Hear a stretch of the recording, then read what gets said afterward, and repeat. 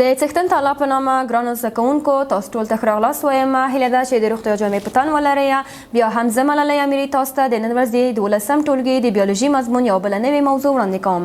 هیله لرم چې لکه د تېرې په شان باندې نن ورځ بیا هم زما سره د موضوع تر پایه پورې پاتې شه. ګرانو زده کوونکو موږ تېره ورځ د تناسلي غړو جوړښت او دندې ولوستلې چې د نننۍ ورځې موضوع مو هم د همدغه موضوع په هکله باندې ده. موږ تېره ورځ د مذکر د تناسلي غړو جوړښت مو ولوستو، کومې برخې چې پکې شاملې وې او کومې دندې چې ترسره کولې. هغه دندې درې دندې وې چې دغه درې دندو څخه لومړی د جنسي حجرو تولید و او د جنسي حجرو ساتنه وه، همدارنګه د هورمونونو تولید و. کوم هورمونونه چې نارینه خواص کنټرولوي دغه موضوعګانې موږ په تېره ورځ کې ولوستلې. هیله لرم چې تاسو زده کړې وي. همدارنګه د نن ورځې موضوع مو هم د همدغه موضوع په تړاو باندې ده، یعنې د بالغ یا رسیدلې جنسي حجرو ساتنه ده. همدارنګه څه رقم حرکت کوي او کومې لارې طی کوي یا کومې برخې څخه تیریږي نن ورځ موضوع کې انشاءالله لولو. ګرانو زده کوونکو د نن ورځې موضوع مو د چی په هکله ده؟ د بالغ یا رسیدلي جنسي حجرې د جوړښت په هکله باندې ده. زده کوونکو راځئ سلایدونو ته چې دغه برخې یا هم یوه د مذکر جنسي حجره د کومو برخو څخه جوړه شوې ده. د بالغ یا رسیدلی جنسي حجره یا هم سپرم له درې برخو څخه جوړ شوی ده چې لومړی برخه یې سر ده، همدارنګه دوهمه برخه منځنۍ او دریمه برخه هم لکۍ ده. نو دا برخه به په انځور کې ګورو چې کومې برخې یعنی د څه رقم شکلونه لري. ګورئ دغه انځور چې تاسو ګورئ دغه یوه جنسي حجره ده چې دغه جنسي حجره ما ویل چې د دریو برخو څخه جوړه شوې ده. لومړی برخه یې چې ده لومړی برخه یې سر ده. د سر برخه چې ده خاص ډول انزایمونه لري چې دغه انزایمونه د دغه جنسي حجرې سره په دې کې مرسته کوي تر څو په تخمه کې په ښه شکل یا په اسانۍ شکل باندې ننوځي. همدارنګه منځنۍ برخه چې ده دغه د ځان سره مایتوکاندریا لري. پوه شوې؟ منځنۍ برخه چې لري مایتوکاندریا لري چې کله چې القا صورت نیسي نو دغه دوهمه برخه یا منځنۍ برخه چې پلارنۍ مایتوکاندریا ده دغه په تخمه کې نه ننوځي بلکې یوازې کومه برخه یو ځای کېږي؟ سر. نو دریمه برخه هم د جنسي حجرې چې ده دریمه برخه یې لکۍ ده چې د لکۍ برخه چې ده هغه برخه ده چې جنسي حجره په دغه د حرکت د لکۍ په واسطه باندې په اسانۍ باندې حرکت اجرا کوي. چې د دغه دریمې برخې چې نومیږي دغه برخه پیچلي موجي حرکتونه لري چې دغه دریمې برخې اوږدوالی چې ده اوږدوالی له 0.002 انچ څخه نیولې تر 0.05 انچه پورې ده. پوه شوې؟ جنسي حجره د څو برخو څخه جوړه شوې ده؟ ډېر ښه، د دریو برخو څخه جوړه شوې ده چې لومړی برخه سر ده چې دغه خاص ډول انزایمونه لري او دغه انزایم په دې کې مرسته کوي تر څو چې دغه جنسي حجره د تخمې سره په اسانۍ یو ځای شي. دوهمه برخه هم مایتوکاندریا لري یا هم منځنۍ برخه ده چې دغه په القا کې کوم رول نه لري. همدارنګه دریمه برخه چې د لکۍ برخه ده دغه برخه چې ده موجي پیچلي حرکتونه لري چې دغه موجي حرکتونو په مرسته باندې سپرم حرکت کولی شي. او دا چې اوږدوالی څومره ده ما تاسو ته په تخته باندې ولیکه. همدارنګه زده کوونکو کله چې یو سپرم بالغ شي موږ په تېره ورځ کې هم لوستلي وو چې سپرمونه یا هم د مذکر جنسي حجرې چې دي د څو مرحلو یا د خاصو مرحلو په ترڅ کې دا چې کېږي بالغ کېږي. یعنی لومړی کوم شکل چې لري دغه شکل څخه انکشاف کوي، دا چې چیرته زیرمه کېږي او انکشاف کوي دا هم موږ په تېره ورځ کې ولوستل چې جنسي حجرې په کومه برخه کې انکشاف کوي؟ آفرین، په هغه برخه کې چې زیرمه کېږي او ساتل کېږي هغه د خصیو کڅوړه وه. همدارنګه کله چې د خاصو مرحلو په واسطه باندې جنسي حجره انکشاف وکړي بالغه شي نو د څو برخو څخه یا هم د کوم برخو څخه چې حرکت کوي نو د یو ډول مایع سره یو ځای کېږي. دغه مایع چې سپرم ورسره یو ځای کېږي یا جنسي حجره ورسره یو ځای کېږي د اګزوکراین د درې ډوله غدو په واسطه باندې دغه مایع څڅول کېږي. د کومو غدو په واسطه باندې؟ آفرین، د اګزوکراین غدې چې دغه اګزوکراین غدې چې دي درې غدې لري. څو غدې لري؟ درې غدې لري چې لومړی د مني کڅوړه ده. همدارنګه دوهمه غده چې د اګزوکراین د غدو کې شاملېږي هغه چې ده د پروستات غده. او دریم ډول غده چې د اګزوکراین په غدو کې شاملېږي هغه چې ده د بلبوریترال غده ده.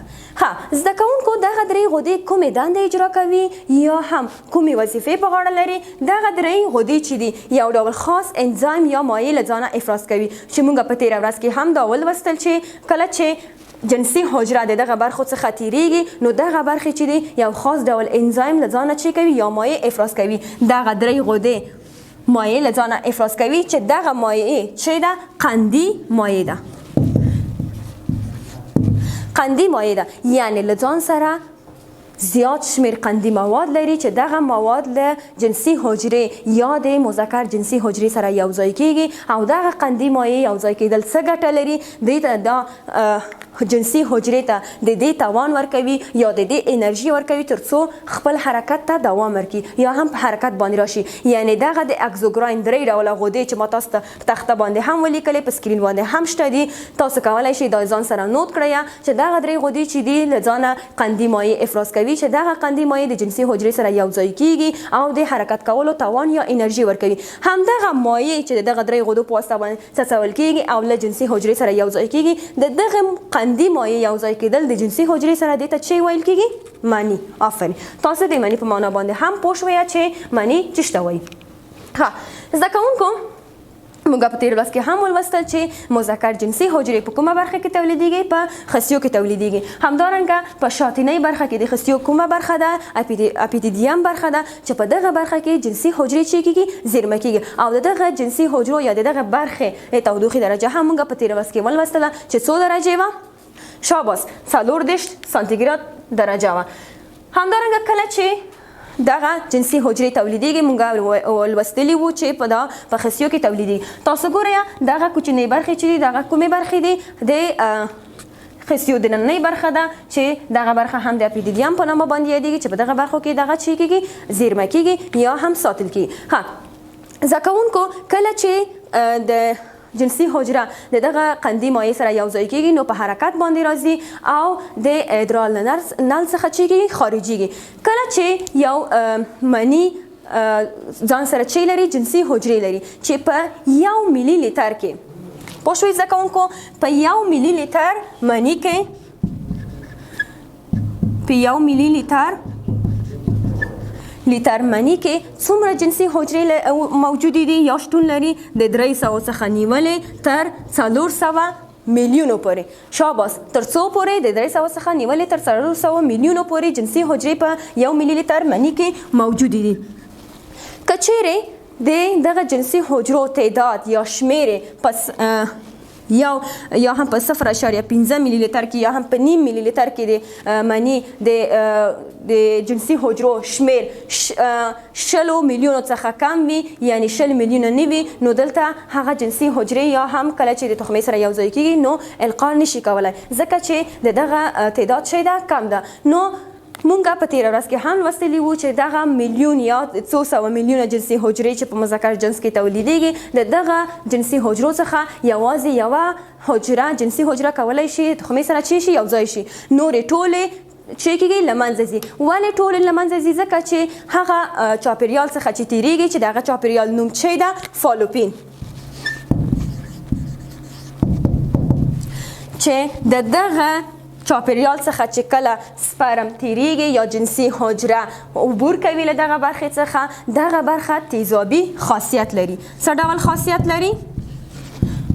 آفرین تیزابي خاصیت لري نو ځکه د دغه تیزابي خاصیت له امله دغه جنسي حجرې له منځه ځي. خو هغه جنسي حجره چې وکولی شي په کافي اندازه انرژي ولري یا قندي مواد ځان سره ولري نو د دغه محیط څخه کولی شي ځان وباسي او د تخمې سره یوځای شي. نو کله چې یوځای کېږي نو دلته شی صورت نیسي القا صورت نیسي.